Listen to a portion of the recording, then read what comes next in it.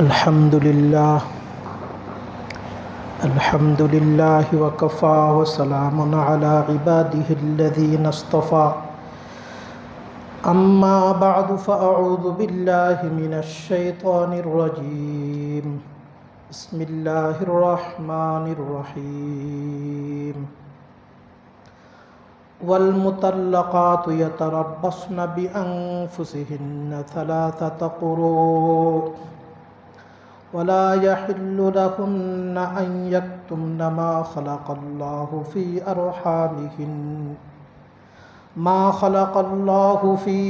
أرحامهن إن كن يؤمن بالله واليوم الآخر وبعولتهن أحق بردهن في ذلك إن أرادوا إصلاحا ولهن مثل الذي عليهن بالمعروف وللرجال عليهن درجة والله عزيز حكيم اللهم صل على محمد وعلى آل محمد كما صليت على إبراهيم وعلى آل إبراهيم إنك حميد مجيد اللهم بارك على محمد وعلى آل محمد كما باركت على إبراهيم وعلى آل إبراهيم إنك حميد مجيد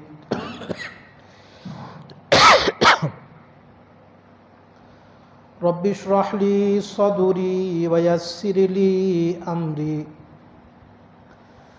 واحلل عقدة من لساني يفقه قولي رب اشرح لي صدري ويسر لي أمري واحلل عقدة من لساني يفقه قولي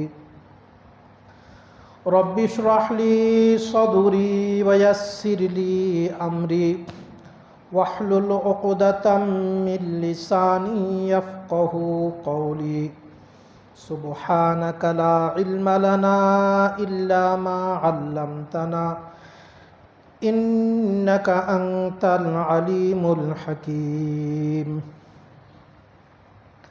محترم حضرات، سورہ بقرہ کی آیت نمبر 228 گزشتہ جمعرات سے اسی آیت پر گفتگو جاری ہے۔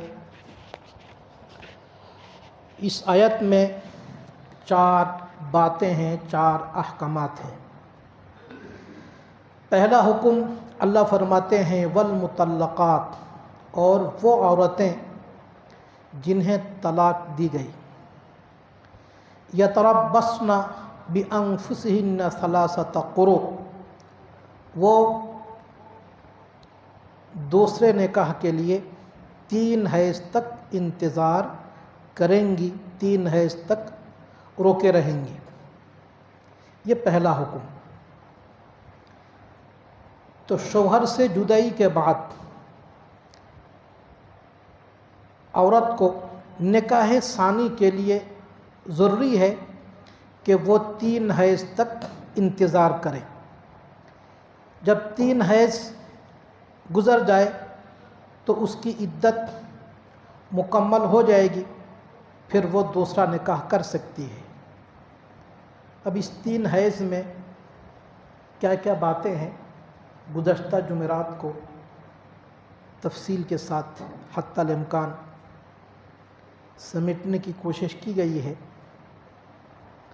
جب پوری باتیں مکمل ہوئی تو ایک حضرت نے سوال کیا تھا،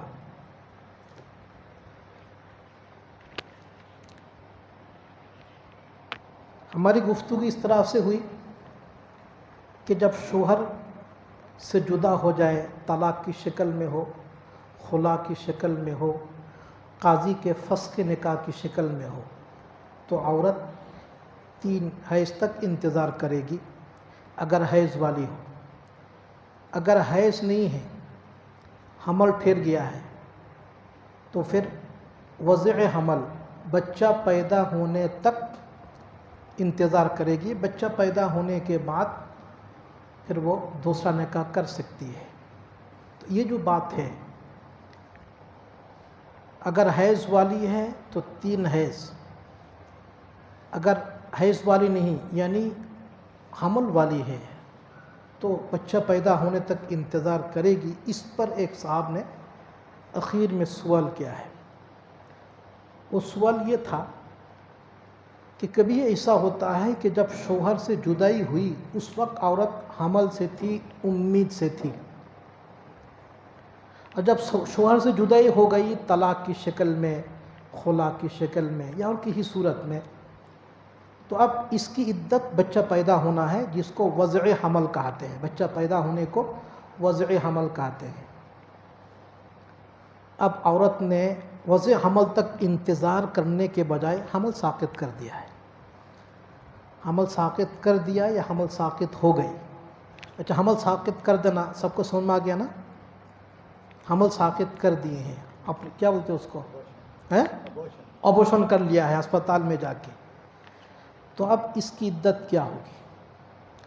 ایک صاحب نے سوال کیا تھا اور سوال بہت پیارا سوال تھا. اس سلسلے میں غالباً ہفتہ 10 دن پہلے ہی کسی نے فون کیا تھا اور فون کر کے اسی نوعیت ہی کا سوال کیے تھے. یعنی شوہر سے جدا ہو گئے ہیں، اب اس کا رشتہ آ گیا ہے. اب جو رشتہ آئے ہیں وہ لوگ انتظار کرنے کو تیار نہیں ہیں اور عورت امید سے ہے، تو حمل ساقط کر سکتے ہیں کہ نہیں؟ جواب یہ ہے کہ حمل ساقط نہیں کر سکتے.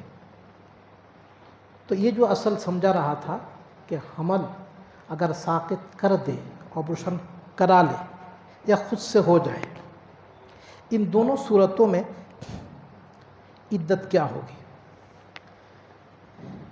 یہ پنکھا کم کر سکتے ہیں، تھوڑا کم کر دیں. جواباً عرض ہے، جواب یہ ہے کہ جس وقت حمل ساقط کر دیا یا جس وقت حمل ساقط ہو گیا، دو میں سے جو بھی ہو، حمل ساقط کر دیا یا حمل ساقط ہوا، جو بھی ہو، اگر بچے کا گھٹن، بچے کی بناوٹ ماں کے رحم میں مکمل ہو گیا تھا. بناوٹ مکمل ہونے کا مطلب ماں کے پیٹ میں خون کا لوتھڑا ہوتا ہے، ہڈی بنتی ہے، پھر اس کے اوپر جلد چڑھتی ہے. تو جلد چڑھنے کے بعد ہاتھ الگ ہوتے ہیں، سر الگ ہوتا ہے، پیر کے حصے الگ ہوتے ہیں. تو یہ پہلے خون کا لوتھڑا ہوتا ہے، پھر وہ ہڈی بنتی ہے، اس ہڈی کے اوپر جلد چڑھتی ہے. اس وقت تک ایک ہی جسم ہے. پھر دھیرے دھیرے بڑا ہو کے سر الگ ہوتا ہے، ہاتھ، پیر، انگلیاں یہ سب الگ الگ جدا ہوتی ہے. تو اگر اعضاء، سر کا الگ ہونا، ہاتھوں کا الگ ہو جانا، پیر کا الگ ہو جانا، انگلیوں کا نمایاں ہو جانا، یہ ہے بناوٹ مکمل ہونا.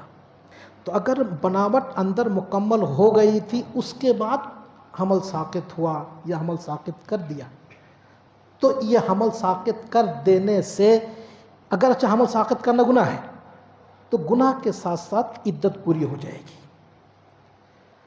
حمل ساقط ہو گیا تو بھی عدت پوری ہو جائے گی. تو حمل ساقط ہونے میں تو کوئی گناہ نہیں ہے، لیکن حمل ساقط کرنے میں گناہ ہے. تو گناہ تو ہوگا لیکن عورت کی عدت پوری ہو جائے گی. لیکن اور اگر اس سے پہلے حمل ساقط کر دیے ہیں، بچے کی گھٹن مکمل ہونے سے پہلے حمل ساقط کر دیے ہیں، حمل ساقط ہو گیا ہے، تو پھر عدت مکمل نہیں ہوئی. حیض کے ذریعے سے پھر 3 حیض عدت مکمل کرنی پڑے گی. تو اس آیت میں 4 مسائل ہیں، 4 احکامات ہیں. پہلے حکم پر گفتگو ہوئی تھی. آج دوسرا حکم، عورت جس وقت عدت گزارے گی 3 حیض، اگر حیض والی ہے، اگر حیض والی نہیں ہے یعنی حیض ابھی شروع نہیں ہوا، یہ حیض کی دور گزار کے بوڑھی ہو گئی ہے، تو پھر مہینے کے اعتبار سے 4 مہینے.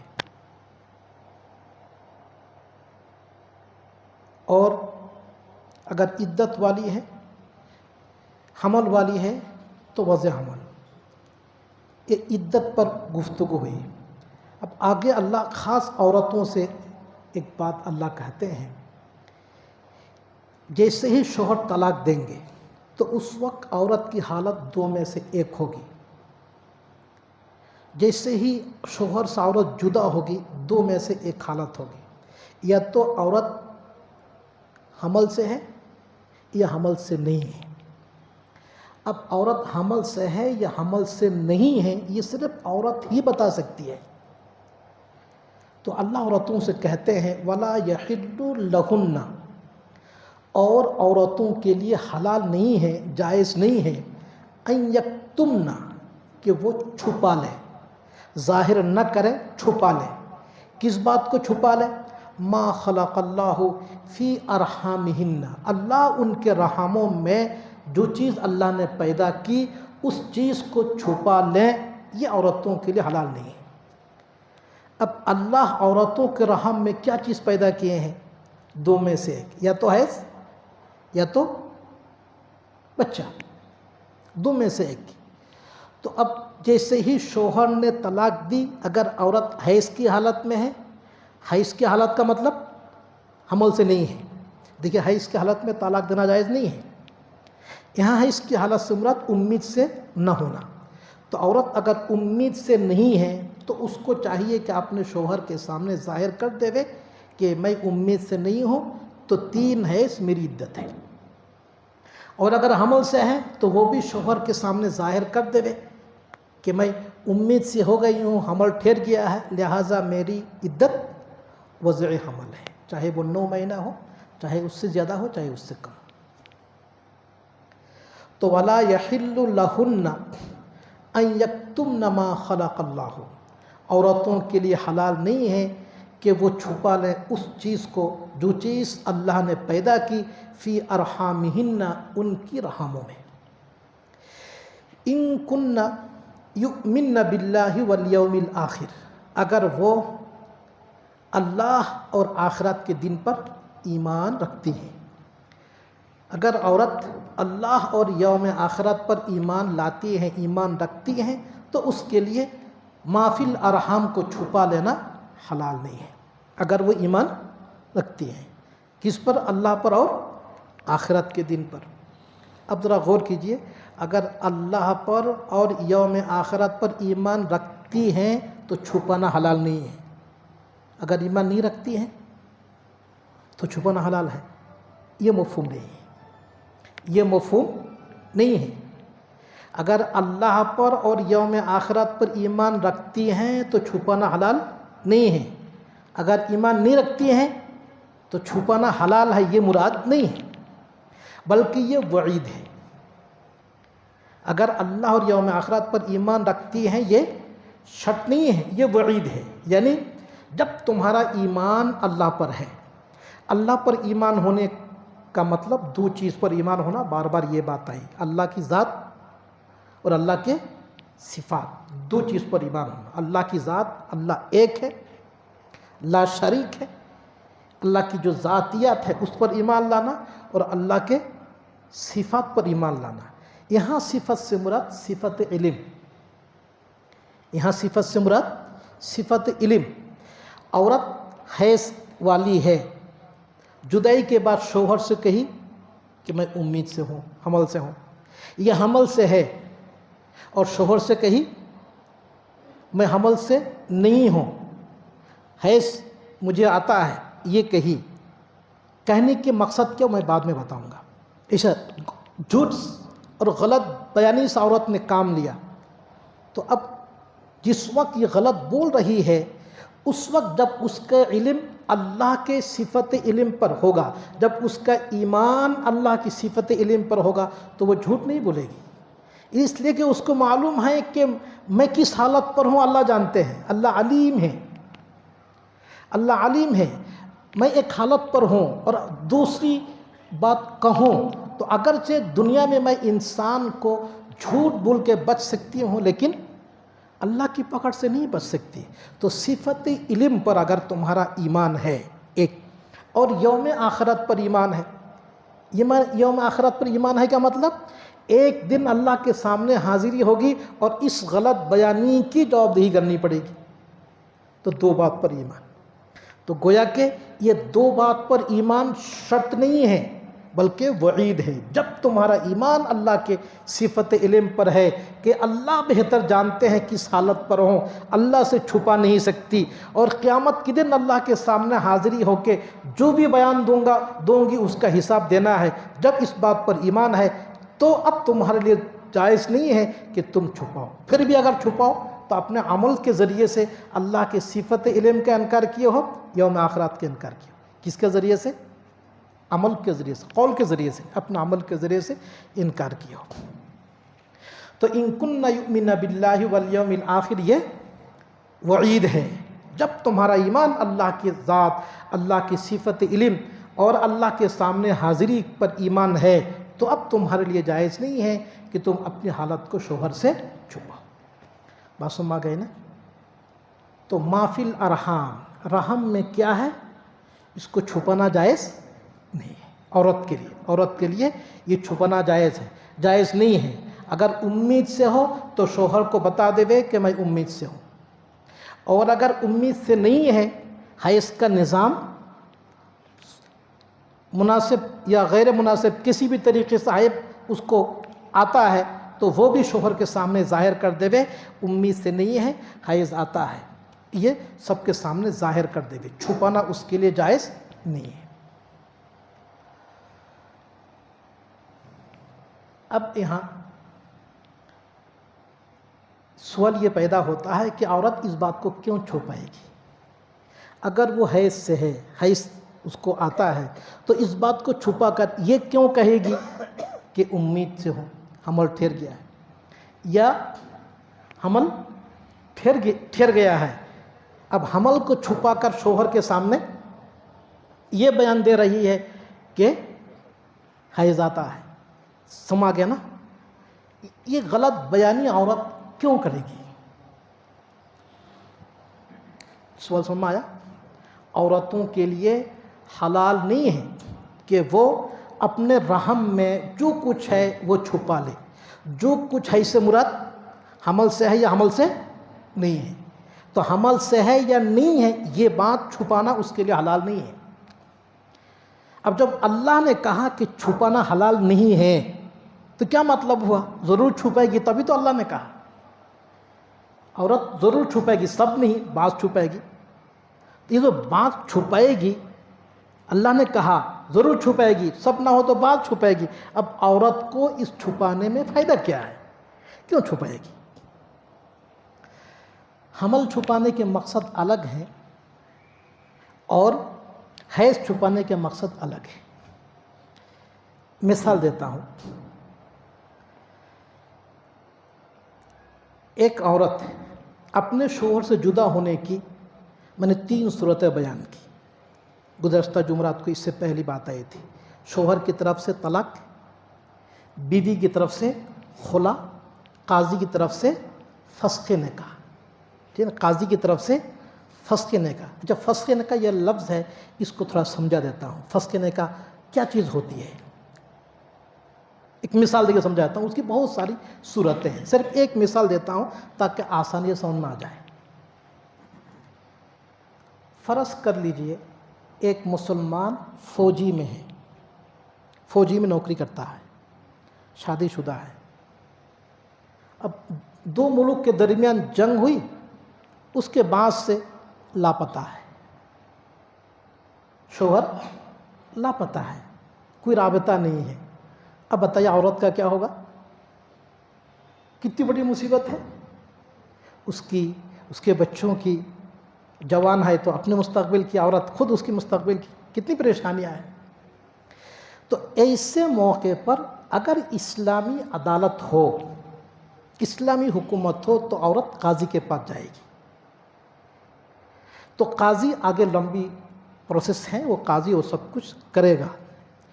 पूरी कार्रवाई करने के बाद काजी निकाह को ख़त्म कर देगा, काजी निकाह को ख़त्म कर देगा। उसके बाद औरत इद्दत पूरी करेगी, फिर दूसरा निकाह करेगी। बात समझ गई ना। तो ये जो काजी निकाह ख़त्म किया है, इसका नाम फस्ख निकाह है। समझ गया ना। जब बात आ गई है तो और थोड़ी बात बोल देता हूँ। अब अगर 2-4 साल के बाद फिर वो पहला शोहर आ गया, अगर आ गए, तो ये औरत किसकी बीवी होगी? पहले शोहर की बीवी होगी। ये औरत पहले शोहर की बीवी होगी। दूसरे शोहर से जो निकाह हुआ है वो निकाह कल आदम हो जाएगा, निकाह मादूम हो जाएगा। अलबत्ता इद्दत पूरी करके पहले शोहर के पास जाएगी अगर रुखसती हो गई थी। और इस दरमियान अगर बच्चे पैदा हो गए, बच्चों का नसब साबित होगा। बात समझ गई ना। नसब साबित होगा, दूसरे शोहर से बच्चों का नसब साबित होगा। ये बच्चे दूसरे शोहर के बच्चे होंगे। बात समझ गई ना। खैर, ये बात समझा रहा था कि फस्ख निकाह किसको कहते हैं। तो फस्ख निकाह की सूरत समझ गई ना। ये थोड़ा मसला पेचीदा हो गया। और भी एक मोटी मिसाल देता हूँ। किसी औरत का शोहर मुर्तद हो गया है, अल्लाह पनाह दे, अल्लाह हिफाजत करे, मुर्तद हो गया है। अब क्या करें?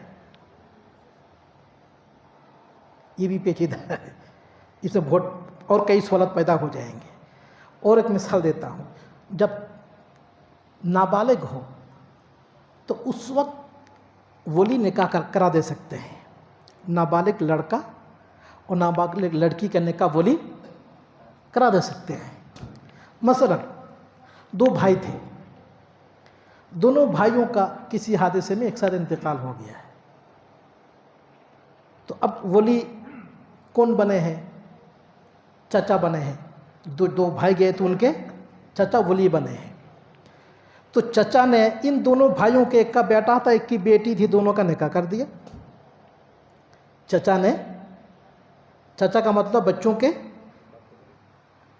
दादा होते हैं, लेकिन सगे दादा नहीं है, चचेरे दादा हैं। तो चचेरे दादा ने एक छोटा नाबालिग लड़का एक नाबालिग लड़की का निकाह कर दिए हैं।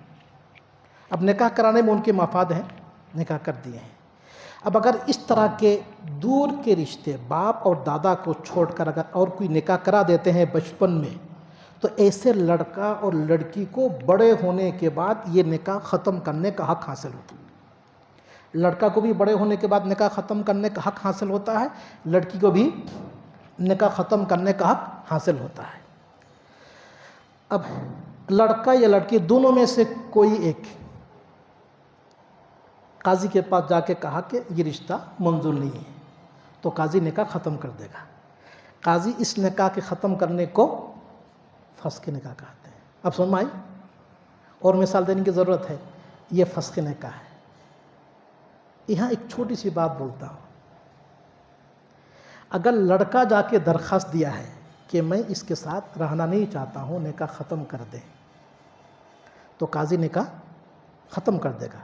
काजी का ये निकाह ख़त्म करना तलाक है। काजी का ये निकाह ख़त्म करना तलाक है। क्यों? लड़का गया है और लड़का अगर जुदा हो तो उसका नाम तलाक है।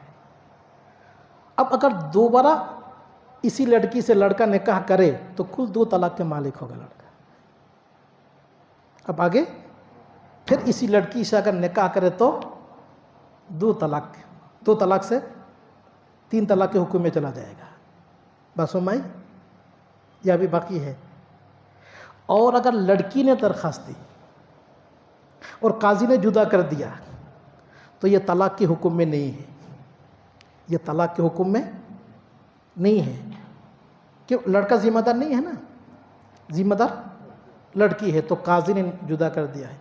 अब आगे अगर फिर निकाह हो तो लड़का 3 तलाक के मालिक होंगे, इसलिए कि लड़का ने जुदा नहीं किया है। پھر پیچیدہ لے کے چلا گیا ہوں. خیر اس کو چھوڑ دیجئے, پھنس کے نکاح تو سمجھ میں آ گیا ہے, بس چھوڑ دیجئے باریک مسائل. تو 3 صورتیں جدائی کی ہے: شوہر کا طلاق دینا, بیوی کا خلا لینا, اور قاضی کا نکاح فسخ کر دینا. اس کی بات عورت یا تو امید سے ہے یا امید سے نہیں. اب عورت امید سے ہے لیکن شوہر کے سامنے امید سے ہے اس بات کو چھپا رہی ہے. اللہ نے اسی کو منع کیا. پہلے امید کو چھپانے کی بات بول رہا ہوں. امید کو کیوں چھپائے گی؟ ذرا غور کیجئے. آج کے دور میں شوہر بیوی کے درمیان جو جدائیاں ہوتی ہیں ان میں سے جدائیوں کے اسباب میں سے ایک سبب لڑکی کا اور کہیں دل لگ جانا. یہی ہے نا, کہیں کام کرتی ہے اور کہیں دل لگ گیا ہے تو اب لڑکی اس لڑکا کے ساتھ رہنا نہیں چاہتی ہے. اب وہ شوہر سے کہا کہ مجھے طلاق دے دو, شوہر نے کہا میں طلاق نہیں دوں گا, تو اس نے کہا پھر خلا دے دو, تو خلا کی درخواست دی. شوہر نے انکار کر دیا, قاضی کے پاس جا کے جھوٹی دعویٰ کرے, کچھ بھی کر کے اس نے فسخ نکاح کرایا ہے. ٹھیک ہے نا. اب وہ جو فسخ نکاح کروائی ہے, کیوں کروائی ہے؟ اس کو اور کہیں جانا ہے, اس کو اور کہیں جانا ہے. اب ذرا غور کیجئے, ابھی اس کا حمل ٹھہرا ہے, اب وہ دوسری جگہ جانے کے لیے کتنے مہینے انتظار کرنا ہے؟ 9 مہینے انتظار کرنا ہے.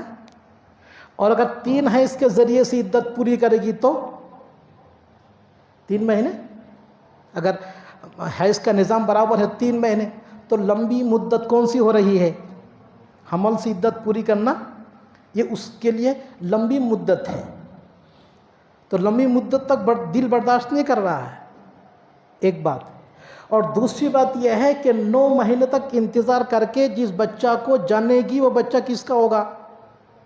اسی شوہر کا ہو جائے گا. وہ چاہتی ہے کہ بچہ دوسرے شوہر کے ہاں جا کے پیدا ہو, خود کا بھی فائدہ ہو, دوسرے شوہر کا بھی فائدہ ہو. تو اسی لیے وہ کیا کرے گی؟ حمل کو چھپا لے گی اور کہے گی کہ میں مجھے حیض آتا ہے, حمل سے نہیں ہو. بس سن گئے نا. تو اسی لیے اللہ نے کہا نہیں, حلال نہیں ہے. اگر امید سے ہو تو اس امید کو چھپائے, حلال نہیں ہے. بات سن گئے. اب یہ جو آیت, اس آیت میں کتنے ٹکڑے ہیں؟ 4 ٹکڑے ہیں. یہ دوسرا ٹکڑا ہے.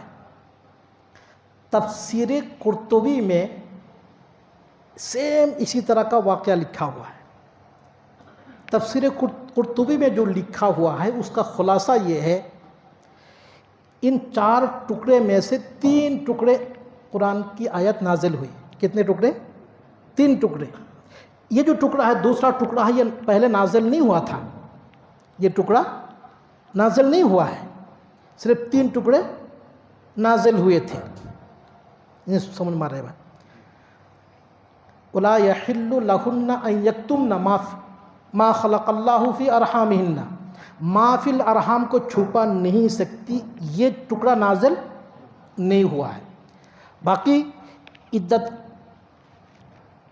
وغیرہ جو حکم ہے وہ نازل ہو,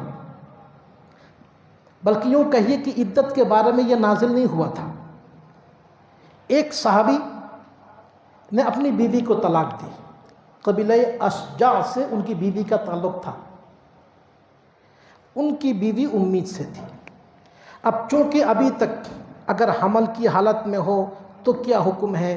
ما فی الارحام نہیں چھپا سکتی. یہ احکام ابھی تک نازل نہیں ہوا ہے. تو شوہر نے طلاق دی. اب شوہر کو پریشانی شروع ہوئی کہ میری بیوی امید سے ہے, آگے چل کے ماں بننے والی ہے, بچہ پیدا ہونے والا ہے, اب تو وہ جا کے دوسری جگہ نکاح کر لے گی. جیسے ہی وہ نکاح کرے گی وہاں جب بچہ پیدا ہوگا تو یہ بچہ دوسرے شوہر کا ہوگا. تو وہ صحابی نبی کریم صلی اللہ علیہ وسلم کی خدمت میں حاضر ہوئی اور حاضر ہو کے شکایت کی, اللہ کے نبی علیہ السلام, میں نے میری بیوی کو طلاق دے دی. اب مجھے اپنی بیوی پر اطمینان نہیں ہے, میری بیوی پر مجھے اطمینان نہیں ہے. اب یہ دوسرا نکاح کر لے گی اور میرے بچے کا نسب دوسرے شوہر سے ثابت کر دے گی، اب میں کیا کروں؟ تو تفسیر قرطبی میں لکھا ہوا ہے جب اس صحابی نے شکایت کی تب جا کے یہ آیت نازل ہوئی۔ کیا آیت نازل ہوئی؟ عدت پوری کرنی ہے، ما فی الارحام کو چھپا نہیں سکتی ہے، چونکہ امید سے ہے تو وضع حمل اس کی عدت ہے۔ بچہ پیدا ہونے کے بعد اس بچہ کو اس کے باپ کے پاس چھوڑ کے پھر دوسرے شوہر کے سے وہ نکاح کر سکتی ہے۔ تو ما فی الارحام کو اگر امید سے ہو تو عورت چھپائے گی، ماضی میں چھپاتی تھی، کیوں؟ تاکہ بچے کا نسب دوسرے شوہر سے ثابت ہو جائے۔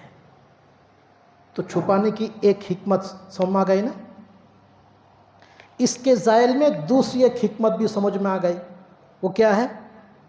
لمبی مدت، عدت کی مدت حمل سے اگر ہو تو لمبی ہو جائے گی، حیض سے اگر ہو مختصر ہو جائے گی۔ تو مختصر عدت پوری کر کے دوسرا نکاح کرنا چاہتی ہے تو اس لیے اللہ نے کہا نہیں، اگر حمل سے ہے تو حمل ظاہر کرو، وضع حمل سے عدت تم کو پوری کرنی ہے۔ تو دو وجہ ہو گئی ہے۔ تیسری وجہ اسقاط، ابھی جو بات آئی تھی، حمل کو ساقط کر دے گی، حمل کو ساقط کر کے ظاہر کرے گی کہ میں حیض کی حالت میں ہوں۔ شوہر سے جب جدائی ہوئی اس وقت حمل کی حالت میں تھی، اب وہ حمل کو ساقط کر کے بول رہی ہے کہ حیض کی حالت پہ ہو، تو لہذا 3 حیض عدت پوری کر کے میں تمہارے گھر سے چلی جاؤں گی، آگے اس کی جو کچھ کرنا ہے، تو یہ بھی اس کے لیے حلال نہیں ہے۔ حیض کیوں چھپائے گی؟ حیض چھپانے کی حکمت کیا ہوگی؟ حیض چھپانے کی حکمت، بعض عورتوں کے حیض کا نظام برابر نہیں ہے، یعنی ہر مہینے ان کو پیریڈ نہیں آتا ہے، 6 مہینے میں 1 مرتبہ، 3 مہینے میں 1 مرتبہ، اس طریقے سے۔ اب وہ اس بات کو جانتی ہے کہ اگر میں حیض سے عدت پوری کروں تو چونکہ برابر نہیں تو پتہ نہیں کب عدت پوری ہوگی، تو لمبی ہو جائے گی، تو شارٹ کٹ کرنے کے لیے یہ بتا دیا ہے کہ حمل کی حالت میں ہے، اس کے بعد پھر بتا دیا ہے کہ حمل ساقط ہو گیا ہے، جو بتائے ہوں تفصیل، بناوٹ مکمل ہو، حمل ساقط ہو گیا، کچھ بھی آگے بتا دیے۔ تو تھی حیض کی حالت میں، حیض والی، لیکن ظاہر کی ہے حمل والی۔ کیوں ظاہر کی ہے؟ تاکہ حیض سے اس کی عدت لمبی ہو رہی ہے، اس وجہ سے۔ سن میں آ گئی نا بات؟ دوسری حکمت، کبھی ایسا ہوتا ہے کہ 3 حیض تک اس کو انتظار کرنا ہے، اب 3 حیض کے ذریعے سے وہ عدت پوری کر رہی تھی، اب 2 ہی حیض مکمل ہوئے، اتنے میں رشتہ آ گیا ہے اور وہ انتظار کرنے تیار نہیں ہے، تاکہ بولتی ہے 3 حیض آ گئے۔ بات نہیں سن میں، 3 حیض سے عدت پوری کرنی ہے، چونکہ حیض آ رہا ہے، لیکن وہ اس لیے انتظار نہیں کرنا چاہتی کہ رشتہ آ گیا ہے۔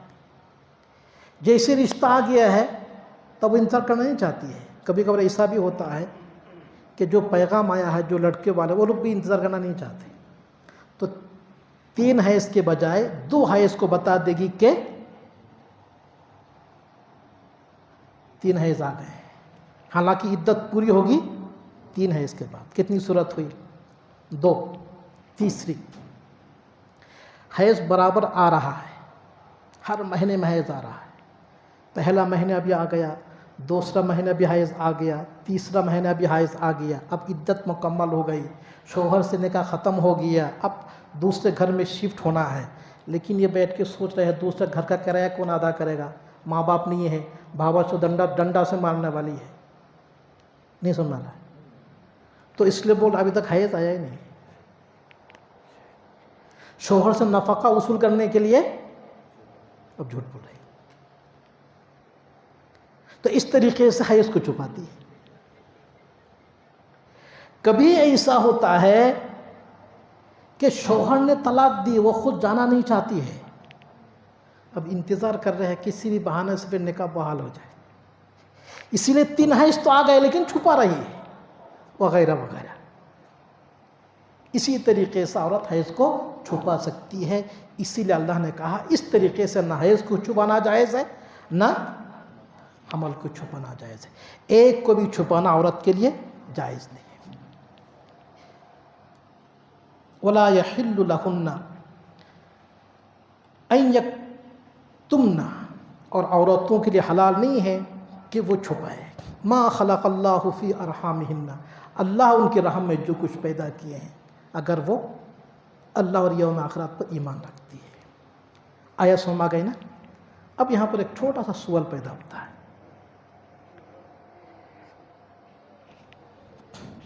عورت حیض کی حالت میں ہے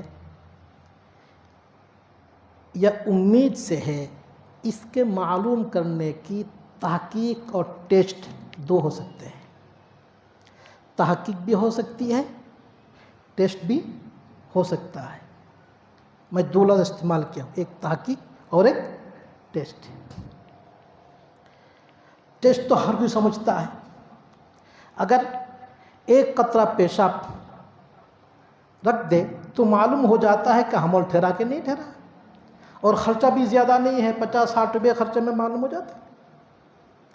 تو جب ٹیسٹ کے ذریعے سے اتنی آسانی کے ساتھ یہ مسئلہ معلوم ہو جاتا ہے تو پھر عورتوں کے اوپر چھوڑ دینے کی ضرورت پڑے، یہ سوال پیدا نہیں ہوتا۔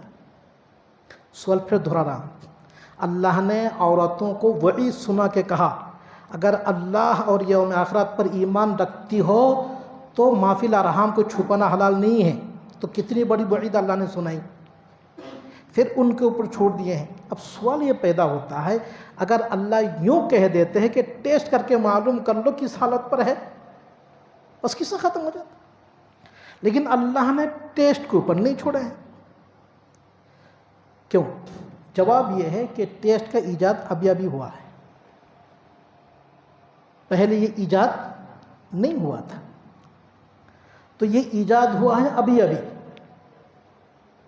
تو اس سے پہلے جو دور تھا 1400 سال کا دور، اس وقت لوگ کیا کرتے، اور ابھی ابھی ایجاد ہوا ہے، صرف شہروں میں اویلیبل ہے، دیہاتوں میں، پہاڑی علاقوں میں، جنگلات میں، ریگستان کے علاقوں میں وہاں کہاں یہ سب، اسلام تو ان کے لیے ہے، تو ٹیسٹ کے اوپر موقوف نہیں کر سکتے۔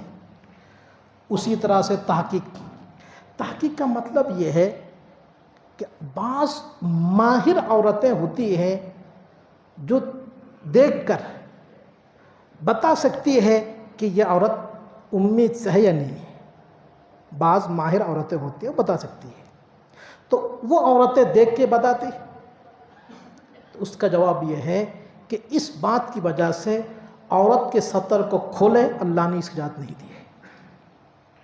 اس تحقیق کے لیے عورت کے سطر کو عورت کے سامنے ہی صحیح کھولے اللہ نے اس کی اجازت نہیں دی ہے۔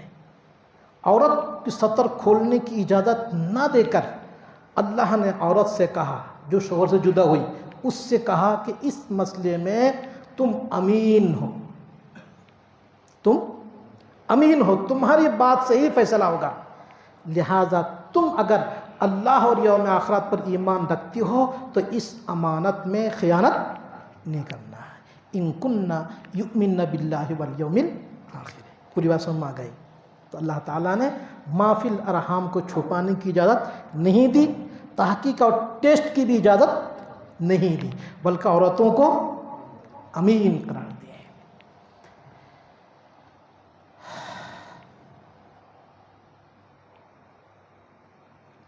اس مسئلے میں عموماً غلطیاں ہم کرتے ہیں۔ اس مسئلے میں جو 10 دن پہلے ایک فون آیا تھا، میں بتایا تھا یہی مسئلہ تھا، شوہر نے طلاق دے دی یا عورت نے خلا لیا، کچھ ہوا ہے، اب رشتہ آ گیا ہے، عورت امید سے ہے، ابھی تک 4 مہینے نہیں ہوئے، تو اب کیا مشہور ہے اگر 4 مہینہ نہ ہو تو حمل ساقط کرنا جائز ہے، 4 مہینے سے پہلے جائز ہے، 4 مہینے کے بعد ناجائز ہے۔ یہ مشہور ہے نا، ہر کوئی یہی مسئلہ فتویٰ دیتا ہے، یہ غلط ہے۔ یہاں اس سے پہلے بھی میں یہ بات بتایا ہوں، 4 مہینے سے پہلے بھی ناجائز، 4 مہینے کے بعد بھی ناجائز، دونوں ناجائز ہیں۔ ہاں، ناجائز ہونے میں تھوڑا سا فرق ہے۔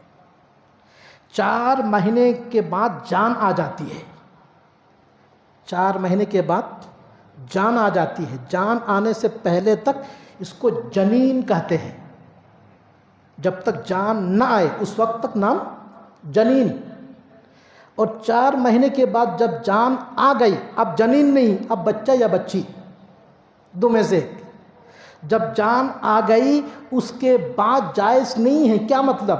جان آنے کے بعد اگر حمل ساقط کیا تو ایک زندہ انسان کو قتل کرنے کا جتنا بڑا گناہ ہے وہ اتنا بڑا گناہ کیا ہے۔ بس سمجھ گئے نا؟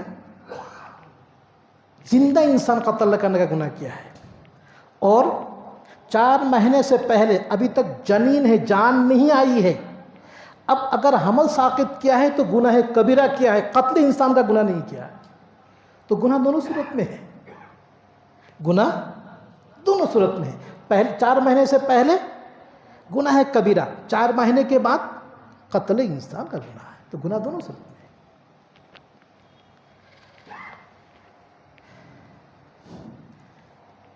یہاں اور ایک بات بولتا ہوں، ایک صاحب نے مجھے فون کیا اور فون میں بات کو دہرا رہے تھے، تو مجھے تھوڑا غصہ، میں ڈانٹ بھی دیا تھا، اگر یہاں مجلس میں تو معافی چاہتا ہوں۔ 10 سال سے بیوی اور شوہر کے درمیان جدا ہے۔ کتنے سال سے؟ 10 سال سے۔ اب کوشش کر رہے تھے سب شوہر سے کسی بھی طرح سے طلاق دلا دے، شوہر نے طلاق نہیں دی، پھر خلا، شوہر خلا بھی نہیں دی، تو طلاق بھی نہیں، خلا بھی نہیں۔ لڑکی ایک مدت تک صبر کی، جب اس کے بعد وہ صبر نہیں ہوا تو پہلے شوہر سے طلاق اور خلا کے بغیر اس نے دوسرا نکاح کر لیا ہے۔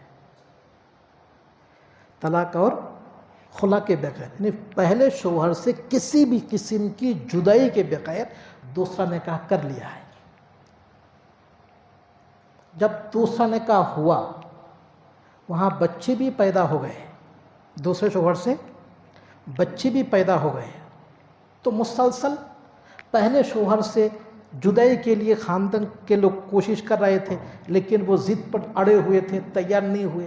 جب بچے ہو گئے ہیں تو اب وہ تیار ہوا، ٹھیک ہے میں خلا دے دوں گا، تو اب وہ خلا پر آمادہ ہوا ہے۔ جب خلا پر آمادہ ہوا تو اب جس نے مجھے فون کیا مجھے پوچھ رہے تھے، اب جب پہلے شوہر سے خلا ہوگا تو خلا ہونے کے بعد دوسرے شوہر سے نکاح ہوگا تو اس درمیان عورت کو عدت پوری کرنی ہے کہ نہیں؟ جواب یہ ہے کہ عدت پوری کرنی ہے۔ پہلے شوہر سے جدائی کی بنیاد پر عدت پوری کرنی ہے۔ اب پھر مجھے دوہرا کے پوچھے، نہیں اتنے سال سے ہیں، 2 سال نکاح ہو گیا تھا اسی سے ہے، تو میرے ڈانٹ دیا۔ میں کہ 10 سال سے نہیں، 50 سال سے ہو تب بھی عدت پوری کر کے پھر نکاح کرنی ہے۔ اب یہاں عدت کیوں پوری کرنی ہے؟ یہ شریعت کا حق ہے، یہ عدت شریعت کا حق ہے، کسی انسان کے اختیار میں نہیں ہے کہ شریعت کے اس حق کو ساقط کرے۔ گزشتہ جمعرات کو میں نے سمجھا ہے کہ حیض عدت کا مقصد کیا ہے؟ پیٹ میں بچہ ہے نہیں ہے معلوم کرنا، پتہ تھا نا؟ پھر میں نے سوال کیا، اگر یہی بات ہوتی تو پھر جس عورت کو حیض نہیں آتا ہے اس کو پھر عدت کی کیا ضرورت ہے؟ جس کو حیض ہے اس کا حمل سے نہیں ہو سکتا ہے نا؟ تو معلوم یہ ہوا کہ یہ شریعت کا حق ہے، اللہ کا حق ہے، کوئی اس کو ساقط نہیں کر سکتا۔ تو اس جگہ پر بڑی غلطی بلکہ بڑی خیانت ہوتی ہے۔ ایسے موقع پر خاندان والوں کو، بڑے جو ہوتے ہیں ان کو مضبوط رہنا چاہیے۔ اگر اس میں خاندان والوں کی طرف سے کوتاہی ہوئی تو جیسا کہ لڑکا لڑکی ذمہ دار ہیں، گناہ گار ہیں، خاندان کے جو لوگ کھڑے ہو کے یہ خلاف شرع کام کو انجام دیں گے وہ بھی برابر کے گناہ میں شریک ہوں گے۔ اچھا، اس میں کسی کو سوال ہے؟ آگے بڑھوں۔ تیسرا مسئلہ اللہ فرماتے ہیں جب تک عورت عدت میں ہے وَبُعُولَتُهُنَّ أَحَقُّ بِرَدِّهِنَّ، ان عورتوں کے شوہر زیادہ حقدار ہیں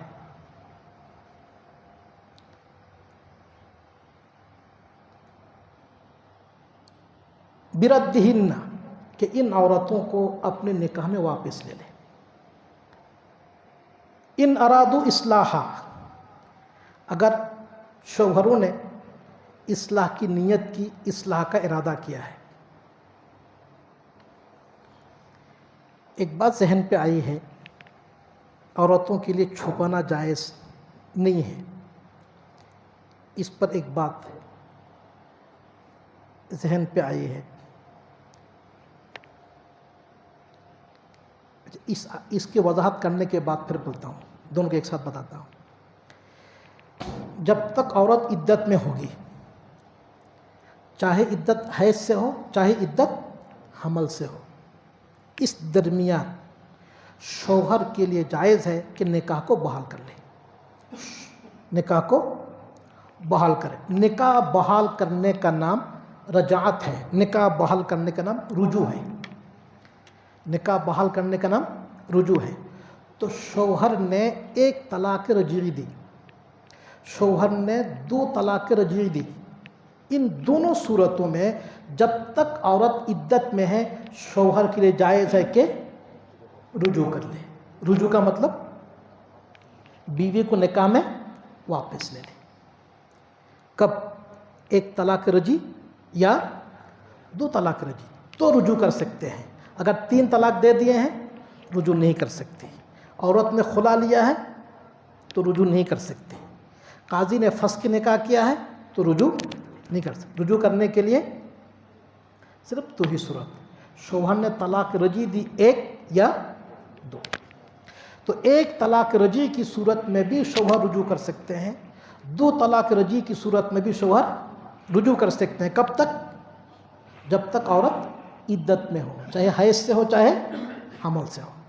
تو بچہ پیدا ہونے سے پہلے تک رجوع کر سکتے ہیں اگر حمل سے ہے، اور اگر حیض کی عدت پوری کر رہی ہے تو 30 حیض گزرنے سے پہلے رجوع کر سکتی ہے. رجوع کیا ہے؟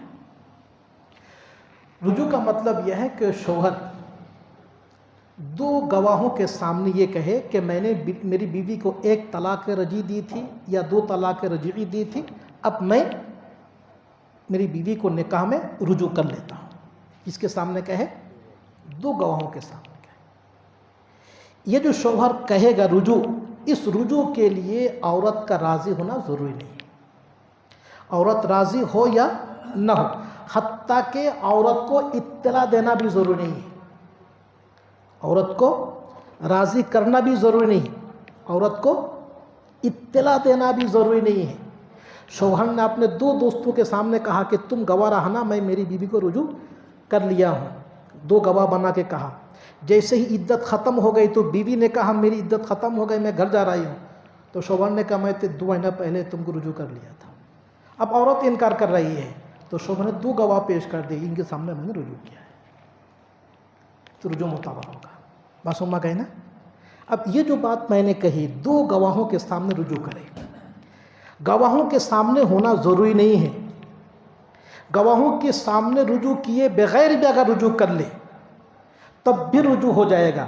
لیکن میں گواہوں کے سامنے کی قید کے ساتھ اس لیے بولا ہوں کہ اگر عورت انکار کر دے کہ رجوع نہیں کیا ہے، میری عدت اس سے پہلے گزر گئی تھی، اور شوہر کہے نہ میں رجوع کر لیا ہوں، تو اس وقت شوہر کو گواہوں سے ثابت کرنا پڑے گا.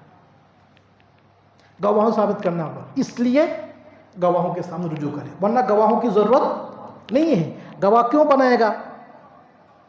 قاضی کے سامنے کبھی اگر ثابت کرنے کی ضرورت ہو تو ثابت کرنے کے لیے گواہ بنائے گا، ورنہ رجوع کے لیے گواہ کی بھی ضرورت نہیں ہے اور عورت کے راضی ہونے کی بھی ضرورت نہیں ہے. وَبُعُولَتُهُنَّ أَحَقُّ بِرَدِّهِنَّ، اور عورتوں کے شوہر زیادہ حقدار ہیں بِرَدِّهِنَّ، عورتوں کو واپس لینے میں. کب تک؟ فی ذالک، اسی مدت میں. کون سی مدت؟ عدت کی عدت ختم ہونے سے پہلے. ذرا غور کیجئے اللہ کیا فرماتے ہیں، عورتوں کے شوہر زیادہ حقدار ہیں کہ عورتوں کو واپس نکاح میں لے لیں. اب ذرا سوچئے زیادہ حقدار کہاں کہا جاتا ہے؟ جہاں اور کوئی حقدار ہو. اگر اور کوئی حقدار ہو تو وہاں کہا جاتا ہے کہ زیادہ حقدار ہے. تو اس سے تو معلوم ہوتا ہے کہ عورت بھی حقدار ہے، شوہر بھی حقدار ہے، البتہ شوہر کا حق زیادہ ہے. یہ سمجھ میں آتا ہے. حالانکہ یہ مراد کسی کے یہاں نہیں ہے، 4 ائمہ میں سے کسی کے یہاں نہیں ہے. سب کے یہاں یہی مفہوم ہے کہ شوہر ہی رجوع کر سکتا ہے، چاہے عورت راضی ہو یا عورت راضی نہ ہو. تو اسی لیے تفسیر قرطبی اس طریقے سے تفسیر کی کتابوں میں احق کا ترجمہ کیے ہیں، مناسب ہے. کیا ہے؟ اب ترجمہ غور کیجئے. اور مردوں کے لیے مناسب ہے کہ اس مدت کے ایام میں اپنی بیویوں کو نکاح میں رجوع کر لے. غور کیجئے، مردوں کے لیے، شوہروں کے لیے مناسب ہے کہ عدت کے ایام میں اپنی بیوی کو نکاح میں رجوع کر لے. احق کا ترجمہ مناسب ہے. میں ترجمہ کر رہا ہوں بار بار ایک بات آپ کے دماغ کو بٹھانے کے لیے. اللہ کیا فرماتے ہیں؟ مردوں کے لیے، شوہروں کے لیے مناسب ہے کہ وہ عدت کے ایام میں اپنی بیویوں کو نکاح میں رجوع کر لے. مناسب ہے کیا جو لفظ ہے یہ کہاں استعمال کرتے ہیں؟ اگر کہیں سفارش کرنی ہو، اگر کہیں سفارش کرنی ہو وہاں پر یہ لفظ ہم لوگ استعمال کرتے ہیں. مناسب ہے آپ کے لیے کہ آپ اپنی بیوی کو نکاح میں رجوع کر لیں. ہم یہی استعمال کرتے ہیں نا. تو علماء نے لکھا ہے کہ گویا کہ اللہ شوہروں سے سفارش کر رہے ہیں کہ تم اپنی بیویوں کو نکاح میں رجوع کر لو. تو اس سے پہلے میں نے ایک بات کہی تھی کہ جگہ جگہ اللہ نے عورتوں کے حق میں سفارش کی ہے. یہاں پر بھی وہی مفہوم ہے. اللہ شوہروں سے سفارش کر رہے ہیں کہ مجھے یہ بات پسند ہے کہ تم رجوع کر لو، لہذا تمہارے حق میں رجوع کرنا مناسب ہے. بالکل اس کے اپوزٹ طلاق اللہ کو ناپسند ہے. طلاق اللہ کو ناپسند ہے. تو تم نے بیوی کو طلاق دے کر میرا ناپسندیدہ کام کیا ہے، اب میرا پسندیدہ کام کر کے اس کی تدارک کر لو، بیوی کو رجوع کر لو. کتنی پیاری سفارش. پھر بول رہا ہوں طلاق اللہ کو ناپسند ہے. حدیث کے الفاظ ہے ان ابغض الحلال الی اللہ الطلاق. اللہ تعالیٰ نے جو چیزیں زمین کے اوپر حلال رکھی پھر بھی اللہ کو ناپسند ہے، ان میں سے ایک طلاق ہے. تو اللہ نے طلاق کو ناپسندیدہ کہا، اس کے بالمقابل احق کو کہا. تو وہاں ابغض ناپسندیدہ کہا اور رجوع میں احق کو پسندیدہ کہا. تو مفہوم کیا ہوا؟ اب آیات کا مفہوم یہ نکلا کہ تم نے اپنی بیوی کو طلاق دے کر میرا ناپسندیدہ کام کیے ہو، اب میرا پسندیدہ عمل یہ ہے کہ تم رجوع کر لو، بیوی کو نکاح میں بحال کر لو، لہٰذا اب تمہارے حق میں مناسب یہی ہے کہ رجوع کر لو. تو یہ اللہ کی طرف سے سفارش ہو گئی. اب اللہ نے ایک قید لگا دی ہے، ان ارادو اصلاحا. شوہر اس وقت رجوع کرے، نکاح کو بحال کرے اگر شوہر نے ارادہ کیا ہے اصلاح کا. شوہر نے اصلاح کا ارادہ کیا ہے. اصلاح یہ اردو زبان میں بھی استعمال ہوتا ہے، ٹھیک ہے نا. یہاں پر بھی اردو زبان میں جس معنی میں استعمال ہوتا ہے یہاں وہی معنی مراد ہے. اردو زبان میں کیا معنی مراد ہے؟ سدھر جانا. یہ تو بولتے ہیں نا سدھر جانا. تو اللہ نے کہا بیوی کو نکاح میں رجوع کر لو، بحال کر لو اگر تم نے واقعی سدھر جانے کی نیت کی. تو سدھرنے کی اضافت عورت کی طرف نہیں ہے. غور کیجیے اللہ کے کلام پر. سدھرنے کی نسبت اللہ نے عورت کی طرف نہیں کہ اللہ نے ان ارادو، اگر مردوں نے سدھرنے کا ارادہ کیا ہے تو سدھرنے کس کو کہا؟ مرد سے کہا. اب یہ جو سدھرنا ہے یہ ہم اردو زبان میں کس طرح سے کہیں گے؟ اس کو ہم کہیں گے خوشگوار زندگی گزارنے کا ارادہ کیا ہے. خوشگوار زندگی گزارنے کا ارادہ کیا ہے تو بیوی کو نکاح میں بحال کر لو. اگر خوشگوار زندگی گزارنے کا ارادہ نہیں ہے تو اس حالت پر چھوڑ دو، عدت پوری کر کے وہ دوسرا نکاح کر لے گی. اب یہ جو اللہ نے کہا پیچھے حلال نہیں ہے کہ چھپائے، وہاں چھپانے کی حکمت میں نے بیان کیا ہے. اسی طریقے سے کبھی ایسا بھی ہوتا ہے کہ شوہر بیوی کو نکاح میں بحال کر لیا لیکن اس کی نیت خوشگوار زندگی نہیں ہے، بلکہ اس کی نیت بیوی کو تنگ کرنا. اس کی نیت بیوی کو تنگ کرنا. اب بیوی کو کیسے تنگ کرنا؟ ذرا غور کیجیے، باریک بات بول رہا ہوں. صرف ایک طلاق دیا ہے، بیوی حیض کے ذریعے سے عدت پوری کرے گی. اس کا حیض ہر مہینہ نہیں آتا ہے، 3 مہینہ 4 مہینے میں ایک مرتبہ آتا ہے. تو ایک طلاق کی عدت مکمل ہونے میں کتنے دن لگیں گے؟ مان لیے 9 مہینے، 3 مہینہ مان لیجیے. اب 9واں مہینہ ختم ہونے سے پہلے پھر رجوع کر لیا ہے، اب پھر نکاح بحال ہو گیا. ہفتہ 10 دن اب پھر اور ایک طلاق دیا ہے، پھر 9 مہینے. اسی طریقے سے عورت کو ستانا ہے تو شوہر کی نیت کیا ہے؟ عورت کو ستانا. اگر ستانے کی نیت ہو تو پھر رجوع مت کرو. رجوع کب کرنا ہے؟ اگر تم نے سدھرنے کی نیت کی، خوشگوار زندگی گزارنے کی نیت کی. ایک صورت. دوسری صورت طلاق دیے. شوہر اس بات کو جانتا ہے کہ میری بیوی ہوشیار نہیں ہے، بھولی والی ہے. عموماً عورت بھولی والی نہیں ہوتی، مرد کے مقابلے میں ہوشیار ہوتی ہے، لیکن سمجھ جائے بھولی والی ہے. عورت کیا ہے؟ بھولی والی ہے. غور سے سمجھے گا. عورت، شوہر جانتا ہے کہ یہ بھولی والی ہے، بیوقوف ہے. عورت بھولی والی ہے، بیوقوف ہے. ایک بات بیچ میں بول دیا ہوں، عموماً عورت بھولی والی نہیں ہوتی ہے، شوہر کے مقابلے میں ہوشیار ہوتی ہے، لیکن کوئی نکل گئی بھولی والی ہے. اب مہر طے ہوا ہے 3 لاکھ روپے. اب جب شوہر ڈھیل دے رہا ہے، رجوع نہیں کر رہا ہے، پھر رجوع کر لیا ہے، جیسے ہی ختم ہونے والا ہے رجوع کر لیا ہے، شوہر نے مہر نہیں دیا ہے، ابھی تک مہر نہیں دیا ہے. اب جیسے ہی 3 حیض مکمل ہو جاوے تو عورت جاتے وقت 3 لاکھ روپے لے کے جائے گی. نہیں سننا رہے گا، 3 لاکھ روپے لے کے جائے گی. اب شوہر چاہتا ہے کہ 3 لاکھ روپے اس سے معاف کروائے، تو تیسرے حیض گزرنے سے پہلے کہا میں نے نکاح بحال کر لیا ہے. اور عورت اس بات کو اچھی طرح جانتی ہے کہ یہ مجھے ستانے کے لیے کر رہا ہے، یہ سب کچھ کر رہا ہے. تو اب عورت بولی ٹھیک ہے، مہر میں نے معاف کر دیا، مجھے جانے دو. سما گیا نا؟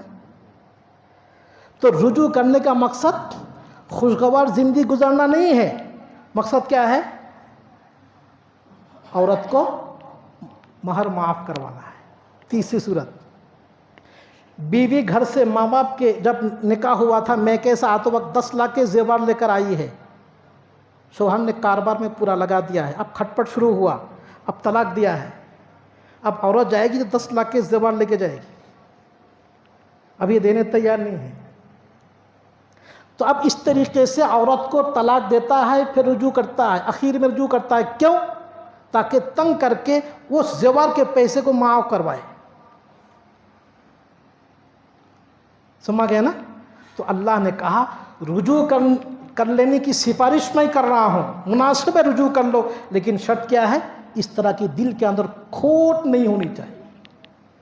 اس طرح کی دل میں کھوٹ نہیں ہونی چاہیے.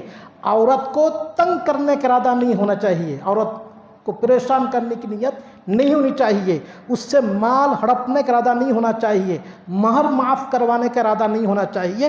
خوشگوار زندگی گزارنے کا اگر ارادہ ہے تو نکاح کو بحال کر لو. بات سمجھ میں آ گئی؟ اب ایک سوال یہ پیدا ہوتا ہے کہ کسی نے نکاح بحال کر لیا مگر نیت اچھی نہیں تھی تو نکاح بحال ہو جائے گا؟ سمجھ نہیں آیا ہے؟ اللہ نے کیا کہا؟ رجوع کر کے نکاح بحال کر لو اگر خوشگوار زندگی گزارنے کا ارادہ ہے تو۔ اب کسی نے نکاح بحال کر لیا مگر خوشگوار زندگی گزارنے کا ارادہ نہیں ہے تو کیا نکاح بحال ہو جائے گا؟ جواب یہ ہے کہ نکاح بحال ہو جائے گا، نکاح بحال ہو جائے گا۔ اس کی مثال، حالت حیض میں بیوی کو طلاق دینا منع ہے۔ حالت حیض میں بیوی کو طلاق دینا منع ہے۔ اگر کسی نے بیوی کو حالت حیض میں طلاق دی تو اس نے گناہ کبیرہ کیا ہے، صغیرہ نہیں، گناہ کبیرہ کیا ہے حالت حیض میں بیوی کو طلاق دیا تو۔ اب سوال یہ ہے طلاق دینے کے بعد طلاق واقع ہوئی؟ جواب یہ ہے کہ حالت حیض کی طلاق واقع ہو گئی، اگرچہ گناہ ہوا ہے مگر طلاق واقع ہو گئی۔ اسی طریقے سے کسی نے ایک طلاق یا دو طلاق رجعی دینے کے بعد 3 حیض گزرنے سے پہلے برے ارادے سے نکاح بحال کر لیا تو نکاح بحال ہو جائے گا مگر برے ارادے کا گناہ ہوگا۔ اس کے دل میں جو برا ارادہ ہے جو بھی ہو وہ اس برے ارادے کا گناہ ہوگا مگر رجعت ثابت ہو جائے گی، نکاح بحال ہو جائے گا۔ اور جو دل میں جو بات اس نے چھپا کے رکھا ہے اس کی وجہ سے وہ گناہ گار ہوگا۔ کتنی باتیں ہوئی؟ 3 باتیں ہوئی۔ تیسری بات، وَبُعُولَتُهُنَّ أَحَقُّ بِرَدِّهِنَّ، اور شوہر کے لیے مناسب ہے کہ وہ نکاح کو بحال کر لے، ان ارادو اصلاحا، اگر خوشگوار زندگی گزارنے کا اس کو ارادہ ہو۔ یہاں پر ایک بات میں نے کہی کہ یہ جو شوہر نکاح کو بحال کرے گا، رجوع کرے گا، اس میں عورت راضی ہو یا نہ ہو اس کا کوئی اعتبار نہیں ہے۔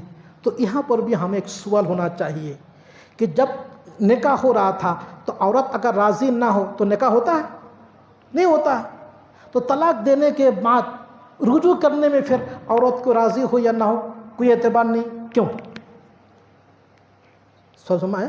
پھر بول رہا ہوں، جس وقت نکاح ہو رہا تھا اس وقت اگر عورت راضی نہ ہو تو نکاح نہیں ہوتا ہے۔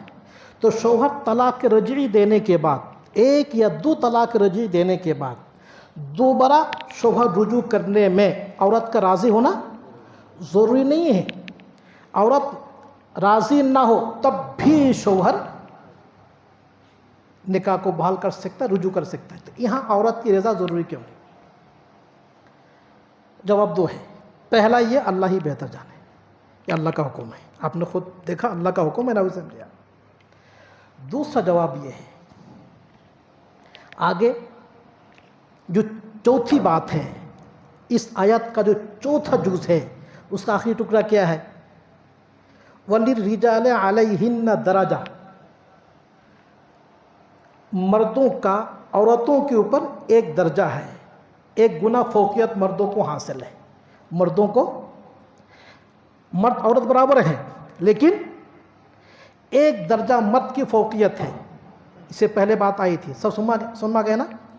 عورت ایک درجہ مرد کا بڑھ کر ہے، عورت سے مرد کا ایک درجہ بڑھ کر ہے۔ تو یہ جو درجہ بڑھ کر ہے کیوں؟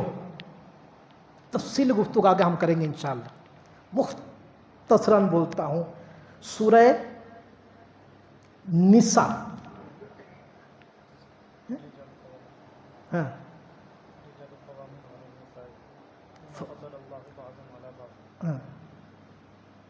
وَبِمَا أَنفَقُوا، آگے ہے اسے آیت میں وَبِمَا أَنفَقُوا، اللہ نے مرد کو عورت پر فضیلت اس لیے دی کہ مرد نے شادی کرتے وقت اور شادی کے بعد سے موت تک، شادی کے بعد سے موت، کس کی موت؟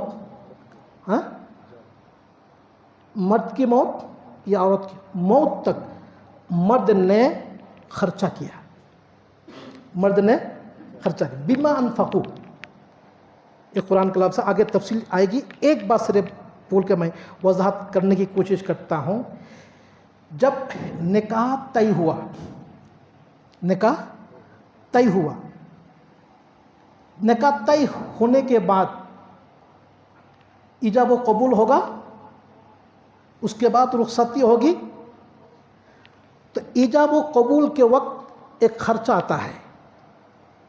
کیا خرچہ؟ وہ دعوت ولیمہ، ٹھیک ہے نا. اس کے بعد ایک رخصتی کا خرچہ ہوتا ہے. وہ کیا ہے؟ لڑکی کپڑے زیورات پہن کے شوہر کے گھر آئے گی، ٹھیک ہے نا. تو دو خرچے ہوئے.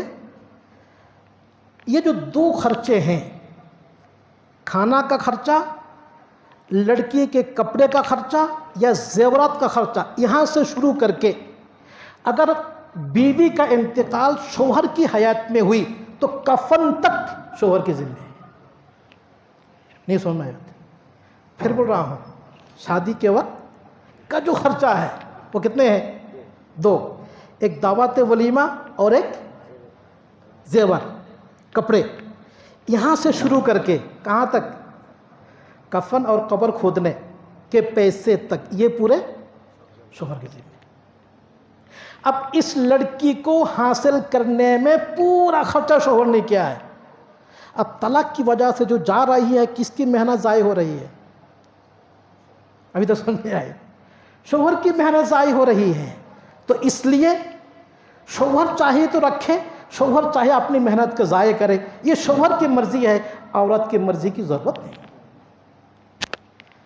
ٹھیک ہے نا. اب یہ بات کون سمجھے گا؟ جس نے اپنے پیسے سے نکاح کیا ہے. جس نے شوہر والوں کے پیسے سے نکاح کیا، اس کو کیا سمجھ آئے گا؟ یہ تو وہی سمجھے گا جس نے اپنے پیسے سے، اپنی کما کے بیوی کو مہر دیا، دعوت ولیمہ کیا، زیور خریدا، وہ یہ بات سمجھے گا. اور جو جہیز میں لیا ہے، شرط لگا کے لیا ہے، وہ آرام کو کیا سمجھے گا؟ ناراض نہیں ہونا، بہت دکھ سے لفظ بولا، اس کو تو کچھ بھی سمجھ نہیں. تو گویا کہ یہ اللہ نے جو کہا کہ شوہر ہی رجوع کر سکتا ہے، عورت کی رضامندی ضروری نہیں ہے. یہ کس اعتبار سے ہے؟ اسلامی تعلیم کے اعتبار سے ہے. اور اسلامی تعلیم میں نکاح میں، رخصتی میں اور عورت کی تدفین تک اس کی کوئی مالی ذمہ داری نہیں ہے، سب شوہر میں. وقت بالکل ختم ہو گیا ہے. اگلے جمعرات کو ایک بار